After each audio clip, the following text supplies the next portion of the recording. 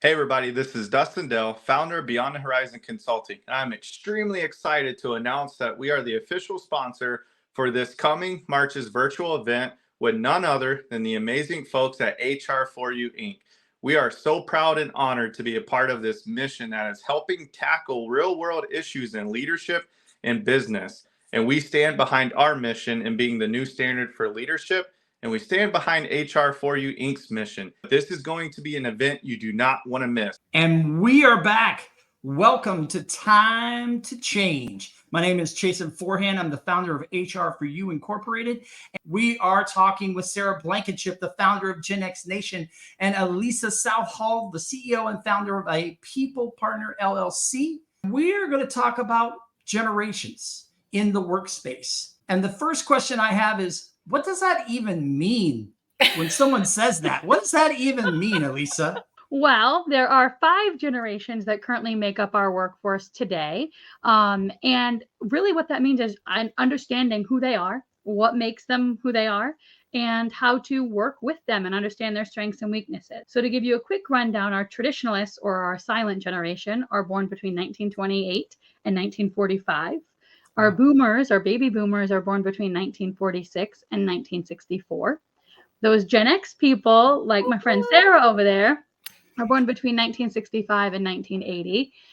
Myself, the only millennial representing over here, don't throw tomatoes at me, between 1981 and 1996. And our Gen Z friends are born after 1996. In terms of different styles, I think that it just is important to understand where each generation comes from and give some context. You know, Gen Xers, we are the fiercely independent generation. Don't tell us what to do. Don't try to micromanage us. Just give us a job and let us do it. And, you know, we're okay to just put our heads down and just do our job. You know, we don't need recognition. We would love to have recognition because, you know, we never got it as a kid. Therefore, our millennial children, we gave them all these participation trophies and, you know, so, the thing about Gen X and the workplace is that we are just here to do a job and just get it done with very little guidance and support. And like I said, recognition, we're not going to expect it. It's great when we have it. So we're not going to expect it. The important part is, as you said, knowing where they come from. So what things have shaped us, right? The launch of social media, the internet, you know, the longevity economy, the Great Recession, the Great Depression, right? Those events shaped those generations both up and down because the fears of our parents got instilled in us, right? And vice versa. And to your point, there's a lot of butting heads between boomers and millennials, right? Because a lot of them are very different in terms of how their characteristics are. And so understanding what are our strengths? What do I bring to the table that maybe the baby boomers are weak at, and vice versa? What do they bring to the table that I might be weak at? That's how you come together. But in terms of incentivizing, those companies need to understand how to incentivize all 5 generations. Generation X might come from this side of the mountain where they want to start at 6 and leave at 3 because they have to take care of their parents and their children, right? Or whereas millennials might say flexibility to me means work from anywhere, right? So think of it like a mountain. That word flexibility is at the top, but we need to define that for each generation to understand what they mean and what they are looking for. I love that. And it's so simple that I think the simplest concept that leaders overlook all too often is just simply asking people what they want. I mean, that is the easiest place to start, is just simply starting a dialogue, you know, whether it's a survey within the organization or having roundtable discussions or focus groups. I mean, just simply starting the dialogue and asking the important questions is the best way to figure out what people want. I think it gets overcomplicated. You know, I think it gets very, very much complicated in that people just sometimes are afraid to just start a conversation because they are afraid of what they might hear. But sometimes employers need to hear those things. And there's no better way to figure out what your employees want than to just go straight to the source. You know, this is sad to say, but I think a lot of times employers don't want to ask because they don't want to know. They're afraid of what they're going to hear, because if they know, then they're going to be under an obligation to fix these things. And in some instances, I think that employers just really aren't engaged enough to want to fix it. So don't ask unless you actually have the intentions of fixing it, because you're gonna not like what you have to hear if you go to your staff and ask them what they want and you're not willing to take any action. Yeah. And make sure that if you can't take action on something, you tell them why, right? It's about transparency. Like, if we can't do this, here's why we can't do it, right? Because then they're not like thinking you're just ignoring their suggestion. They're like, okay, there's an actual legitimate reason for why this can't be implemented. Yes. I always like the idea of saying, I don't like saying no, but I like saying, here's what we are leaning towards now. And what do you think about this idea? And what can you give me as far as feedback on, we're going to do this instead, where, we're not going to do nothing. We're going to do something. It may be a little bit different than what you personally wanted, but from the group consensus and where we're leaning, this is where we're going. So give us some feedback so that you can be part of the conversation and you can feel like your voice matters. Opening up that dialogue and again, listening, even though I want to make you feel like you're part of this. And here's where we're trending. So that's fantastic.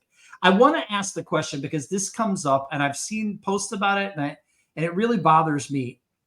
I want to debunk this idea that because there are such vast differences in ages within the workforce that they can't work together.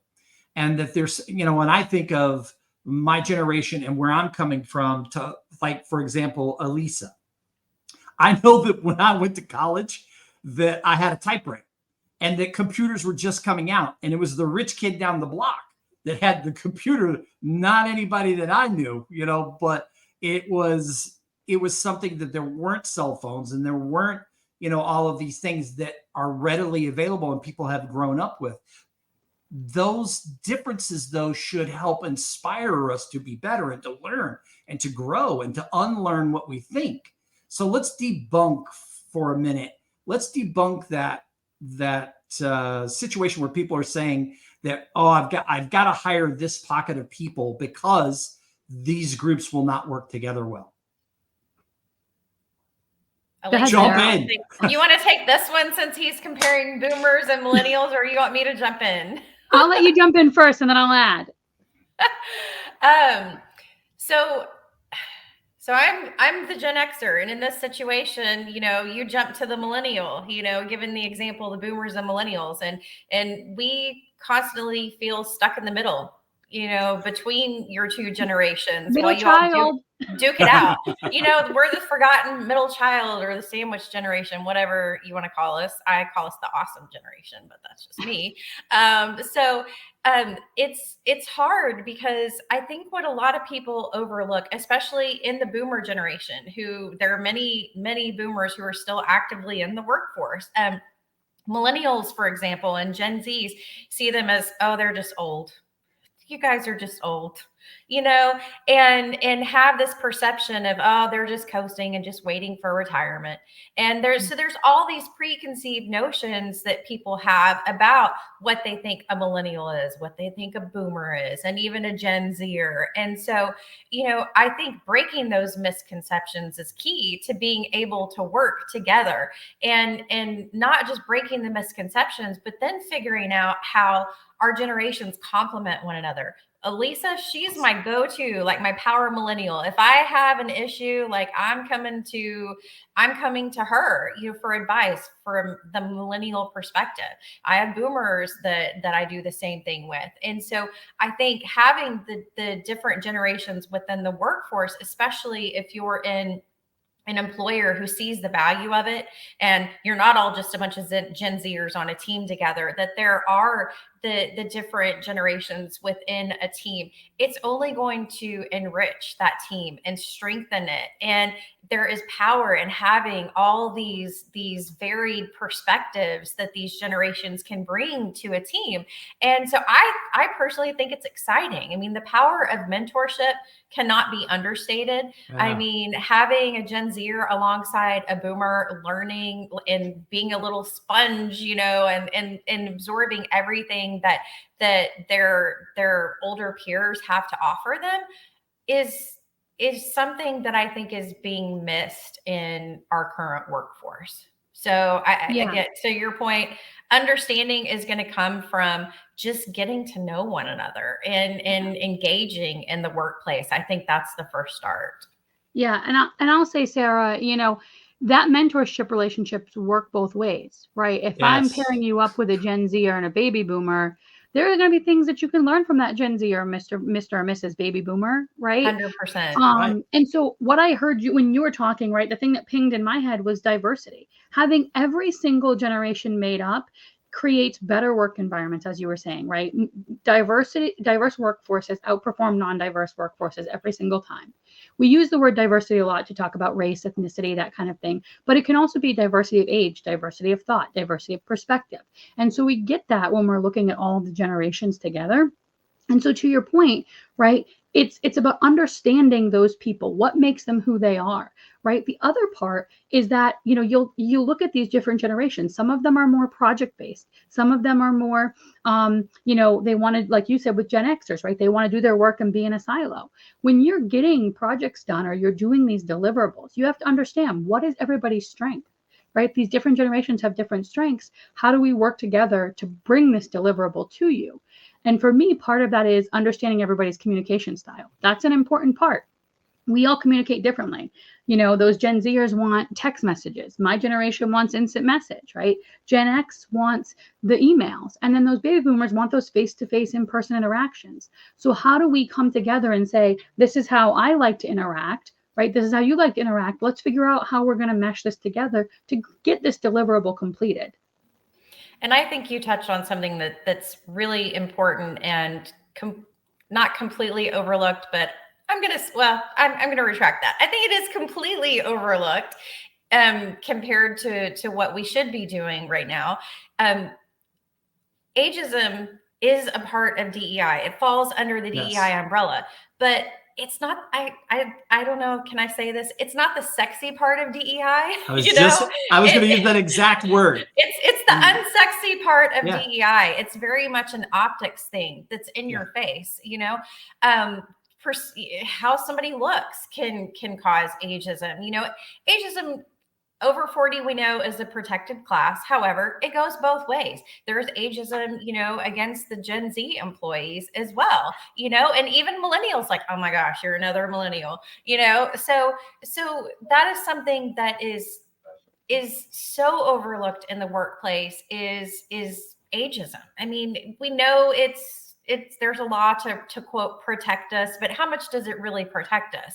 And how many institutions are driving ageism as part of their DEI platform?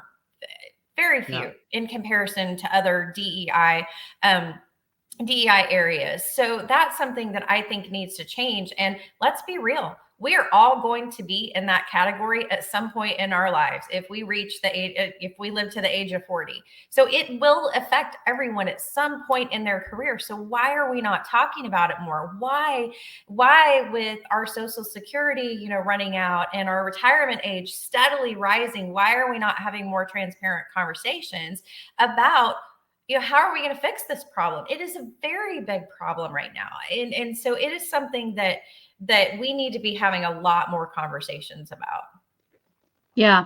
And I will just attack on something real quick about the age part, right? You said those people over 40 are in a protected class, and that's great. But I can tell you the opposite. I've been discriminated against because I was too young to be a manager, or I was too young for a leadership position, or I was too young for this. Or when you first get into the workforce, you don't have enough experience to do the job, right? And so even though there's a protected class for those 40 plus people, which is why we often think, hey, they're in a discrimination category, discrimination happens at all levels in terms of age. And today I've had the pleasure of speaking with Sarah Blankenship and Alysa Southall. You heard it right here on Time to Change.